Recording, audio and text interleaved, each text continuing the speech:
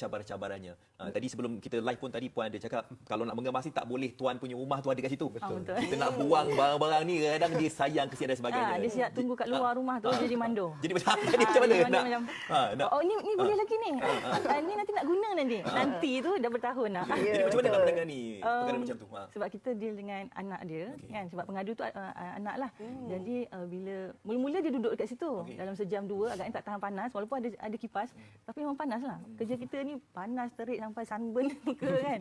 Berpeluh-peluh. So dia dalam sejam 2 jam lepas tu dia turun bawah dah tak tengok dah. So bila tak tengok tu anak dia bagi keizinan, dia cakap kak buang je. Okeylah, kita buang je lah. Bila dia tak ada tu memang kita buang sebab benda-benda tu memang contoh macam rehal sampai ada 10.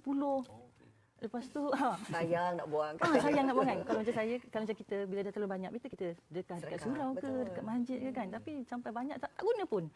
Banyaklah benda, ada yang macam dia baking, dia beli banyak barang-barang baking tu tapi tak pernah buka pun, tak pakai pun. Kan. Sebenarnya yang anak tu dia anak saudara. Yang macam yang ada yang tadi tu yang di Wang Semaju, satu lagi tu di Cyberjaya.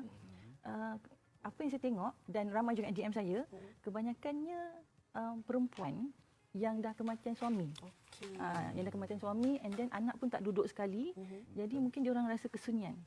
Jadi dengan cara dia orang mengumpul barang tu, dia akan mengisikanlah kekosongan hidup dia atau kehidupan seharian dia. Seolah-olah macam satu terapi pula untuk mereka. Ya, betul.